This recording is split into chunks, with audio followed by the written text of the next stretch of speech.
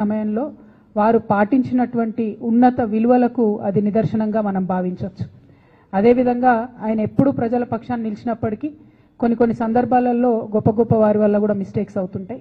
ఒక సందర్భంలో కాళోజీ నారాయణరావు గారు, దాశరథి గారు ఇటువంటి మహానుభావులందరూ కూడా తెలంగాణ భాష మీద ఉన్నటువంటి అభిమానంతో మనం విశాలాంధ్రలో ఉంటే బాగుంటుందని ఆనాడు కూడా వాళ్ళు అనుకున్నారు. పాపం విశాలాంధ్ర అయ్యి ఆంధ్ర తెలంగాణ కలిసిన తర్వాత కరెక్ట్ సంవత్సరంన్నరకే వాళ్ళు రియలైజ్ అవుతారు ఏం జరిగింది అన్నది. రియలైజ్ అయ్యి ఎవరు అనుకున్నారు ఇట్లా అవుతుందని, 2.5 జిల్లాల భాషనే అధికార భాషగా చలామణి అవుతుందని ఎవరు అనుకున్నారని చెప్పి వారు బాధపడ్డటువంటి సందర్భాలు కూడా ఉన్నాయి.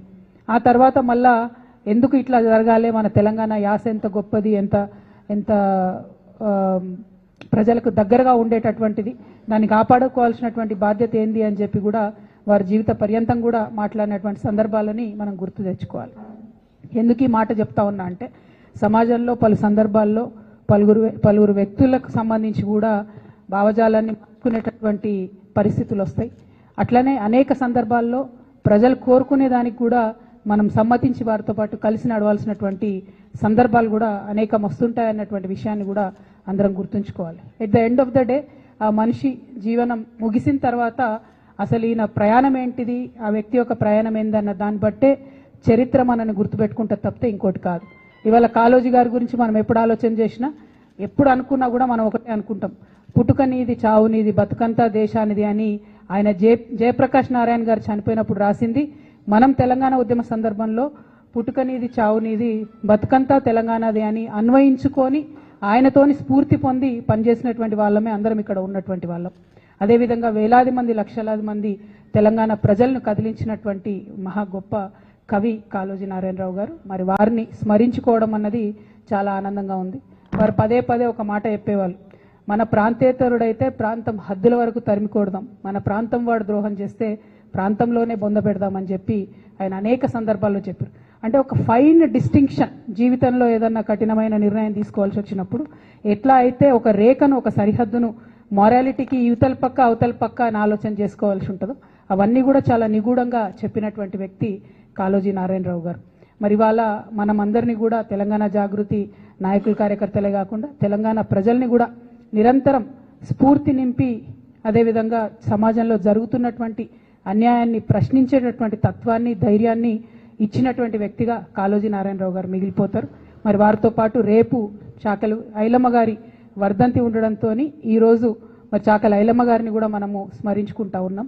ఆమె ఒక మహిళ అనుకుంటే నిలబడి ఎట్లా అయితే అన్యాయాన్ని ఎదిరించగలుగుతుంది అనేటటువంటి విషయాన్ని ఆనాడు ఆమె మీద దురాగతం చేసినటువంటి భూస్వాములను ఎదిరించి మనకు ప్రత్యక్షంగా చూపించినటువంటి వీరవనిత. అటువంటి వీరత్వం, అటువంటి ధీరత్వం మన తెలంగాణ రక్తంలోనే ఉంది. ఇవాళ చాకలి ఐలమ్మ గారి స్ఫూర్తితోని మరి మా ఆడబిడ్డలు, మా యువకులు అందరూ కూడా విజృంభించి సమాజంలో జరుగుతున్నటువంటి అన్యాయాన్ని ఎదుర్కోవాల్సినటువంటి సందర్భం అయితే మనకు కనబడతా ఉంది. ఎందుకు ఈ మాట చెప్తా ఉన్నా అంటే నిన్న మొన్నటి వరకు కూడా మన రాష్ట్ర ముఖ్యమంత్రి గారు ఏమన్నారు, కాళేశ్వరం అనేది కూలిపోయింది అని మాట్లాడారు.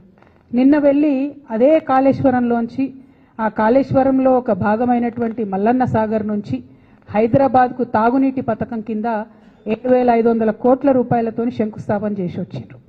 అదే ప్రాజెక్టు గత 2 సంవత్సరాలు కేసీఆర్ గారు ఉన్నప్పుడు కూడా ప్రణాళిక వేసింది 1,500 కోట్లకు. కొండపోచమ్మ సాగర్ నుండి హైదరాబాద్కు నీళ్లు తీసుకొస్తే 1,500 కోట్లలో అయిపోయేదానికి రేవంత్ రెడ్డి గారు మల్లన్న సాగర్ నుంచి హైదరాబాద్కు నీళ్లు తీసుకొస్తా అనేటటువంటి కొత్త ప్రణాళికను తీసుకొచ్చి 1,500 కోట్లతోని హైదరాబాద్ ప్రజల దాహార్తిని తీర్చేదాన్ని 7,500 కోట్ల వరకు పెంచి మెగా కృష్ణారెడ్డి గారు మరిన్ని మేడలు కట్టుకోవడానికి అనుకూలంగా చేస్తున్నారన్న విషయాన్ని ఇవాళ మనం గమనించాలి. మరి ఇటువంటి అన్యాయం 1,500 కోట్లు ఎక్కడ, 7,500 కోట్లు ఎక్కడ? అది రేవంత్ రెడ్డి గారి ఇంటి సొమ్ము కాదు కదా, తెలంగాణ ప్రజల సొమ్ము. మరి తెలంగాణ ప్రజల సొమ్ము అన్యాయం జరుగుతున్నప్పుడు ఖచ్చితంగా మనం మాట్లాడాల్సిందే, ఎదిరించాల్సిందే అని కూడా ఈ సందర్భంగా నేను మన ప్రజలందరూ కూడా చెప్తూ, కంపల్సరీ ఎందుకు ఆ ఎస్టిమేషన్ పెరిగింది అనేటటువంటి విషయం ప్రభుత్వం ప్రజలకు జవాబిచ్చేంత వరకు కూడా మేము తెలంగాణ జాగృతి పక్షాన ప్రభుత్వాన్ని ప్రశ్నిస్తామనేటువంటి విషయాన్ని కూడా ఈ సందర్భంగా నేను తెలియజేస్తా ఉన్నాను.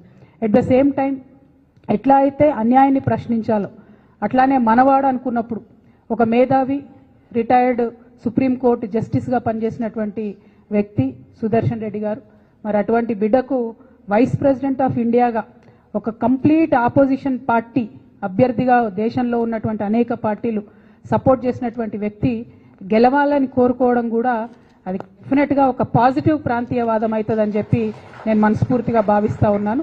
ఇది పార్టీలకు అతీతంగా తెలంగాణ బిడ్డ కాబట్టి ఆయనకు ఒక అవకాశం వచ్చింది కాబట్టి. అంటే నేను ఒక వ్యక్తిని ఎప్పుడు జీవితంలో మర్చిపోలేను. శేషన్ గారు అని ఉండే, టిఎన్ శేషన్ గారు అని. ఆయన వచ్చేంత వరకు కూడా ఎవరికి అసలు భారతదేశంలో ఎలక్షన్ కమిషన్ అని ఒకటి ఉందని మా సామాన్య ప్రజలకు తెలియదు. కానీ ఆయన వచ్చిన తర్వాత ఆ పోస్టుకు వన్నే వచ్చింది.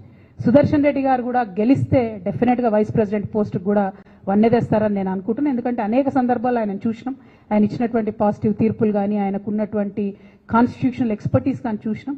అటువంటి అవకాశం వారికి వస్తే బాగుంటుందని చెప్పి మనస్ఫూర్తిగా నేను కోరుతా ఉన్నాను.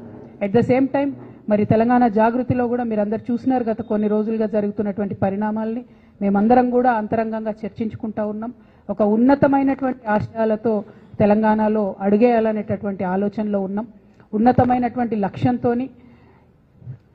సాధించుకున్నటువంటి భౌగోళిక తెలంగాణని పరిపుష్టం చేయాలంటే సామాజిక తెలంగాణ సాధన కోసం తెలంగాణ చెమ్మన్ గారికి స్వాగతం. గౌరవనీయులు నవీనాచారి చెమ్మన్ గారికి ప్లేస్, ప్రముఖ కవి చెమ్మన్ గారికి స్వాగతం.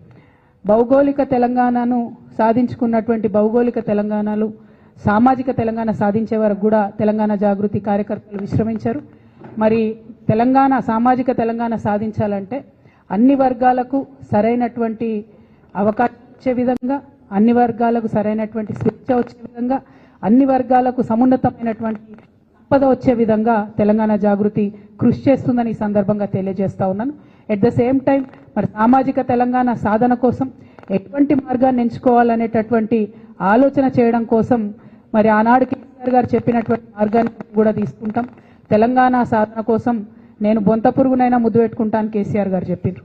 సామాజిక తెలంగాణ సాధన కోసం తెలంగాణ జాగృతి నుండి మేము లెఫ్ట్ టు రైట్ ప్రతి ఒక్కరిని కలుస్తాం, మేధావులందరినీ కలుస్తాం, కవులు రచయితలందరినీ కలుస్తాం, వారి యొక్క ఒపీనియన్స్ తీసుకుంటాం.